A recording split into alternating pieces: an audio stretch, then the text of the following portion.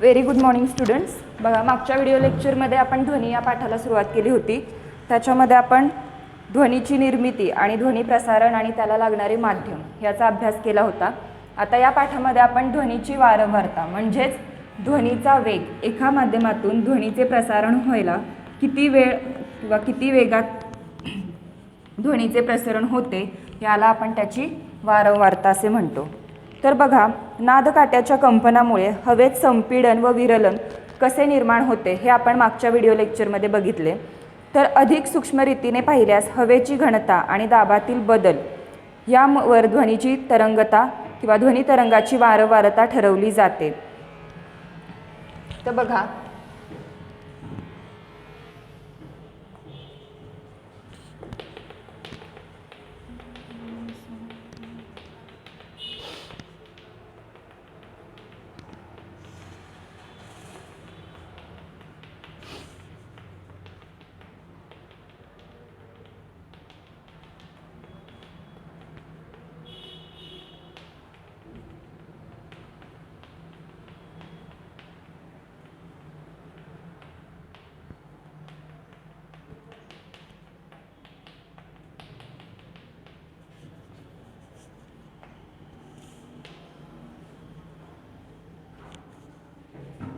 तर बघा, या आकृतीमध्ये तुम्हाला असं दिसून येईल की या दोन भागामध्ये ध्वनीचा जो वेग आहे तो सर्वात जास्त किंवा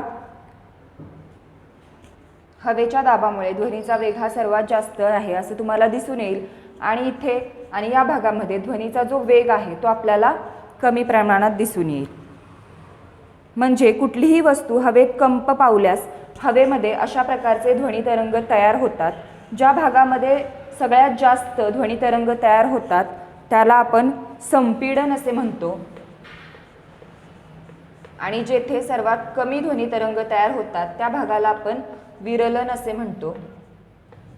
तर कोणत्याही एखाद्या गोष्टीवर जर कंपने तयार झाली तर त्याच्यामध्ये काय होते, तर ध्वनीची निर्मिती होते आणि त्या ध्वनीचे वेग हे त्याच्या कंपनावर अवलंबून असतात. ज्या भागामध्ये हवेचा दाब सर्वात जास्त असतो तेथे ध्वनीचा वेग जास्त असतो, म्हणजे तिथे ध्वनीची वारंवारता आपल्याला जास्त पाहायला मिळते, त्यालाच आपण संपीडन असे म्हणतो. आणि जेथे ध्वनीचा वेग कमी असतो त्याला आपण विरलन असे म्हणतो. आणि हे संपीडन आणि विरलन ह्या ज्या प्रक्रिया आहेत त्या हवेतील दाबावर अवलंबून असतात. तर एका सेकंदात हवेमध्ये निर्माण होणाऱ्या एकूण आवर्तनांची संख्या म्हणजेच त्या ध्वनी तरंगांची वारंवारता होय. म्हणजे एका सेकंदात हवेमध्ये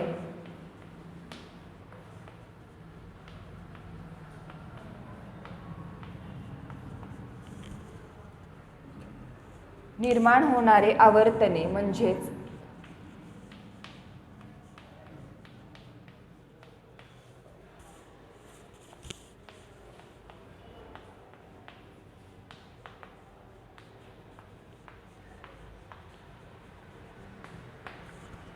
ध्वनीची वारंवारता होय. म्हणजे एकाच सेकंदामध्ये एका ठिकाणी ध्वनीचे किती तरंग तयार होतात याला त्याची ध्वनीची वारंवारता असे म्हणतात. त्यालाच आपण आवर्तने सुद्धा म्हणतो. आणि हे आवर्तने एका सेकंदामध्ये किती हवेमध्ये निर्माण झालेले आहेत यावर त्याची वारंवारता किंवा ध्वनीचा वेग हा ठरलेला असतो. तर ही जी ध्वनीची वारंवारता आहे ती हर्ट्झ या एककात मोजली जाते.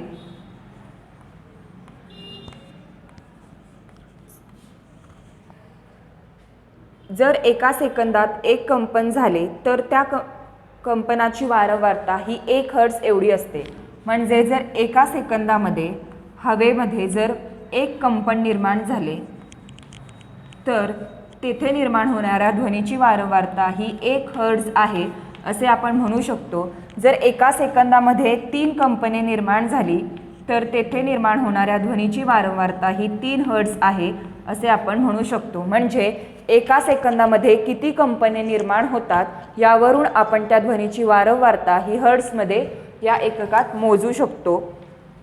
तसेच उदाहरणार्थ जर आपण मगाशी आकृतीत दाखवलेला नादकाटा हा एका सेकंदात 512 वेळा कंप पावतो, म्हणजे त्या नादकाट्यामध्ये जर एका सेकंदात 512 कंपने निर्माण होत असतील तर त्या नादकाट्यामुळे एका सेकंदात 512 आवर्तने किंवा 512 ध्वनितरंग निर्माण झाले आणि त्यामुळे त्यापासून निर्माण होणाऱ्या ध्वनीची वारंवारता किंवा त्या ध्वनीची जी फ्रिक्वेन्सी आहे ती 512 हर्ट्झ आहे असे आपण म्हणू शकतो. एखादा नादकाटा हा किती वारंवारतेने कंप पावेल हा त्याच्या भुजांचा आकार, त्याची लांबी, जाडी आणि तो नादकाटा कोणत्या पदार्थापासून बनला आहे यावर अवलंबून असते. म्हणजे मगाशी जसं आपण नादकाटा बघितला, जेव्हा त्याच्यामध्ये पहिलं कंपन तयार झालं तेव्हा त्याच्या दोन्ही भुजांची लांबी ही समान होती. जेव्हा दुसरं कंपन निर्माण झालं तेव्हा त्या भुजा एकमेकांपासून लांब गेलेल्या आपल्याला दिसल्या आणि जेव्हा आपण त्याच्यामध्ये तिसरं कंपन निर्माण केलं तेव्हा त्या दोन्ही भुजा पुन्हा एकत्र आलेल्या आपल्याला दिसून आल्या. म्हणजे एखाद्या नादकाट्यावर आपण जेवढे कंप निर्माण करू तेवढ्या त्यांच्या भुजाचा आकार बदलला जातो आणि जेवढ्या त्या भुजांचा आकार बदलतो त्याप्रमाणे तेथील हवेचा दाब सुद्धा बदलला जातो आणि आपोआपच ध्वनीची वारंवारता सुद्धा बदललेली आपल्याला दिसून येते. त्यानंतर बघा ध्वनी आणि संगीत यामध्ये काय फरक आहे ते बघूया.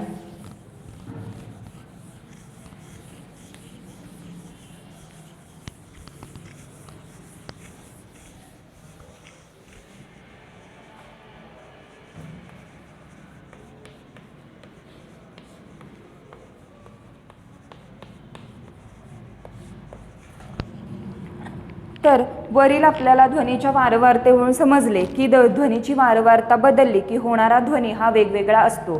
म्हणजे ज्या भागामध्ये हवेचा दाब हा सर्वात जास्त असतो तेथे आपल्याला स्पष्ट आवाजात म्हणजे ध्वनीचा जो आवाज आहे तो स्पष्टपणे ऐकू येतो. पण जसजसे हवेची विरलता वाढत जाते किंवा हवा कमी होत जाते तसतसा ध्वनीचा आवाज सुद्धा कमी झालेला आपल्याला दिसून येतो. त्याचप्रमाणे बघा ध्वनी तरंगाच्या वेगवेगळ्या वारंवारतेमुळे वेगवेगळ्या स्वरांची निर्मिती होते. जसे आपल्या संगीतामध्ये 7 स्वर आहेत ज्याला आपण सा, रे, ग, म, प, ध, नि, सा. हे संगीतामध्ये 7 स्वर आहेत आणि हे 7 स्वर कशावर अवलंबून आहेत तर ध्वनी तरंगाच्या वारंवारतेवर. म्हणजे ध्वनी तरंगाची जर वारंवारता बदलली गेली तर वेगवेगळ्या स्वरांची निर्मिती होते आणि त्या स्वरांची वारंवारता सुद्धा बदलली जाते. संगीतामध्ये स्वरनिर्मितीसाठी वेगवेगळ्या प्रकारच्या वाद्यांचा उपयोग केला जातो. बघा आपण संगीत निर्मितीमध्ये सतार, वायोलिन, गिटार यांसारख्या तंतुवाद्याचा, त्याचप्रमाणे बासरी, सनई यांसारख्या फुंकवाद्याचा वापर करत असतो. त्यामुळे काय होते तर आपल्या गळ्यामधूनही वेगवेगळे स्वर आपल्याला निर्माण करता येतात. तसेच ध्वनीच्या वारंवारतेमुळे या सर्व स्वरसाधनांमधून सुद्धा वेगवेगळे स्वर आणि त्यांची वेगवेगळी वारंवारता निर्माण झालेली आपल्याला पाहायला मिळते. तर तंतुवाद्यामध्ये वापरलेल्या ताणांवरचा ताण कमी जास्त करून तारेचे कंप पावणाऱ्या भागांची लांबी ही बोटांनी आपण कमी जास्त करतो आणि त्यामुळे कंपनांची वारंवारता बदलली जाते आणि त्यामुळे निरनिराळ्या स्वरांची निर्मिती होते. तसेच बासरीवर जे छिद्रे असतात त्या बासरींवरची छिद्रे आपण हातातील बोटांनी दाबून सुद्धा त्यामधून निघणाऱ्या स्वरांची जी वारंवारता आहे ती बदलू शकतो आणि वारंवारता बदलली की वेगवेगळ्या प्रकारचे स्वर निर्माण होतात. त्यामुळे कंपनांच्या वारंवारतेबद्दल बदल होऊन निरनिराळ्या स्वरांची निर्मिती होते आणि याचप्रमाणे बासरी वादनासाठी वापरलेली फुंक बदलूनही वेगवेगळ्या स्वरांची निर्मिती केली जाते. तर बघा हे जे 7 स्वर आहेत त्यांची वारंवारता किती असते ते बघूया आपण. प्रत्येक स्वराला वेगवेगळी वारंवारता आहे कारण प्रत्येक स्वरासाठी लागणारा ध्वनी हा प्रत्येक वेळी बदलला जातो. त्यामुळे त्यांची जी वारंवारता आहे ती सुद्धा बदलली जाते. वारंवारता ही नेहमी हर्ट्झ या एककात मोजली जाते. तर बघा सा या स्वरासाठी 256 ही वारंवारता आहे. म्हणजे सा स्वर निर्माण करताना 256 वेळा आपल्या आवाजामध्ये कंपने निर्माण करावी लागतात आणि तेव्हाच सा या स्वराची निर्मिती होते. त्यानंतर दुसरा आहे रे, त्याची वारंवारता आहे 280. ग ची वारंवारता आहे 312. म ची आहे 346. प ची 384. ध ची वारंवारता आहे 426. आणि नीची आहे 480. तर बघा यामध्ये सर्वात जास्त वारंवारता ज्या स्वराची आहे तो आहे नी, कारण हा स्वर उच्चारताना आपल्याला 480 वेळा ध्वनीमध्ये कंपने निर्माण करावी लागतात आणि या कंपनामुळेच याची वारंवारता सर्वात जास्त आहे. तसेच हा स्वर उच्चारण्यासाठी आपल्याला दीर्घ श्वासाची आवश्यकता लागते. यावरून आपण असे म्हणू शकतो की या स्वरांमध्ये ध्वनीची वारंवारता ही सर्वात जास्त आहे, कारण त्याच्या उच्चारासाठी सुद्धा आपल्याला दीर्घ श्वासाची गरज असते. त्यानंतर पुढे बघा दुसरा आहे तो मानव निर्मित ध्वनी, म्हणजे आपल्या आवाजातून किंवा आपल्या अनेक रोजच्या दैनंदिन कामामधून जो ध्वनी तयार होतो त्यालाच आपण मानव निर्मित ध्वनी असे म्हणतो.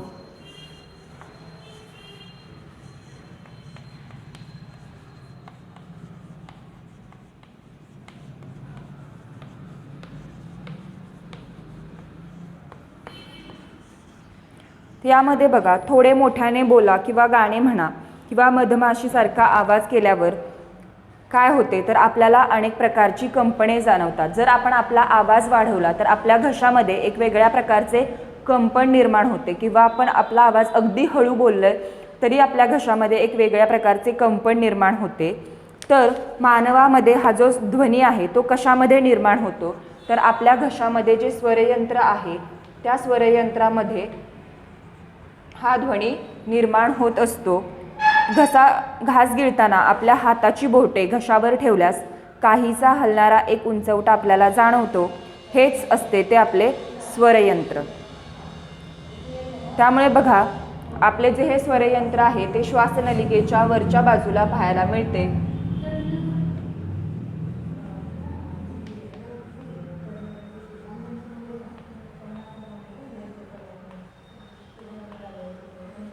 आणि स्वरयंत्राचा भाग हा फुगीर आहे. फुगीर आपल्याला दिसून येतो, त्यावरून आपल्याला समजते की हे स्वरयंत्र आहे आणि आपल्या घशामध्ये स्वरयंत्र काय करत असते तर ध्वनीची निर्मिती करण्याचं काम करत असते. त्यामध्ये 2 स्वरतंतू असतात. या स्वरतंतूमध्ये असलेल्या जागेतून हवा ही श्वासनलिकेत जाऊ शकते. फुफ्फुसातील हवा जेव्हा या जागेतून जाते तेव्हा स्वरतंतू कंप पावतात व ध्वनीची निर्मिती होते.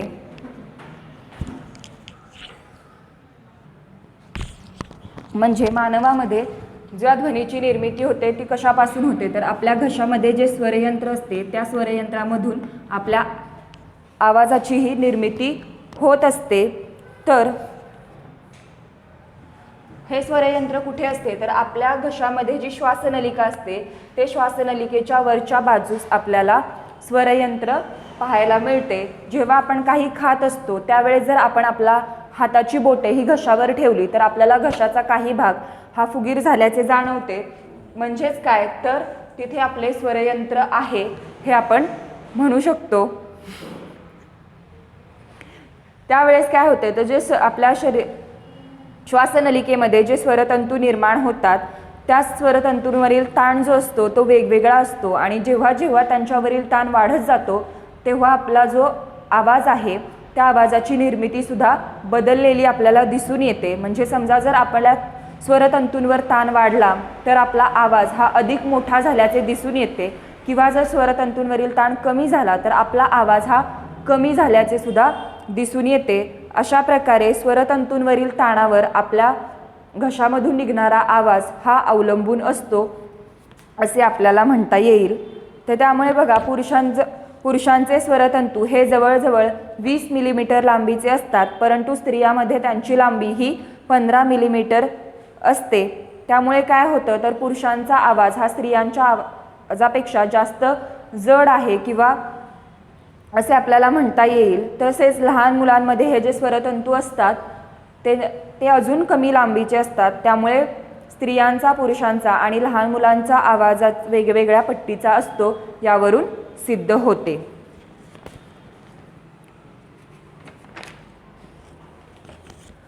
त्यानंतर पुढचं आहे ध्वनिक्षेपकापासून ध्वनी निर्मिती.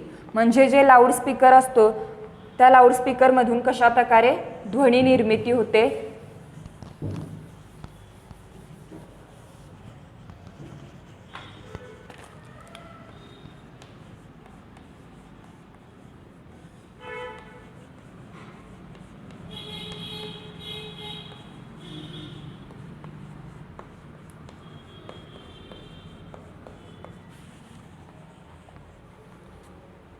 तर ध्वनिक्षेपकापासून आवाजाची निर्मिती होते हे आपल्याला माहीत आहे.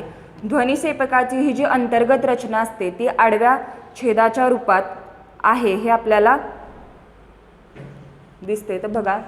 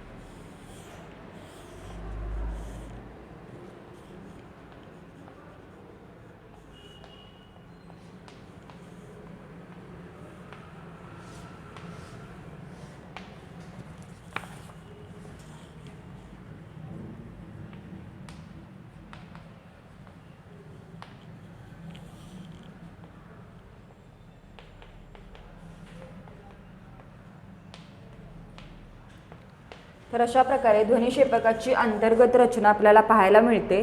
त्याची अंतर्गत रचना ही आडव्या छेदाच्या रूपात आहे हे आपल्याला आकृतीवरून दिसते. तर यामध्ये एक कायम चुंबक म्हणजे एक परमनंट मॅग्नेट या भागामध्ये स्थिर केलेले असतं. त्यामुळे काय होतं तर त्याच्या भोवती गुंडाळलेल्या ह्या कुंतलातून म्हणजे या कायम चुंबक जे आहे त्याच्या भोवती ह्या ज्या गुंडाळलेल्या तारा असतात किंवा हे जे कुंतल आपण म्हणतो ते जे असतात त्याच्यामुळे त्याच्या भोवती एक विद्युत प्रवाह प्रवाहित झाल्यास चुंबकीय क्षेत्र तयार होते. म्हणजे जेव्हा आपण लाऊडस्पीकर ऑन करतो त्यावेळेस काय होतं तर ह्या ज्या कायम चुंबकाभोवती ह्या ज्या गुंडाळलेल्या तारा आहेत त्या तारांमध्ये एक कंपने तयार होतात आणि कंपने तयार झाल्यामुळे तिथे एक चुंबकीय क्षेत्र निर्माण होतं आणि ह्या चुंबकीय क्षेत्रामुळे आपल्याला ध्वनींची निर्मिती होते हे दिसून येते. तर हे दोन चुंबक एकमेकांजवळ आणल्यास त्यांच्या स्थितीनुसार त्यांची हालचाल होत असते हे पाहिले आहे. तर अशाच प्रकारे इथे कुंतलाद्वारे निर्माण झालेल्या चुंबकीय क्षेत्रानुसार ते कुंतल मागे पुढे हलू लागते आणि हे कुंतलाचे हलणे म्हणजेच त्याची वारंवारता होय.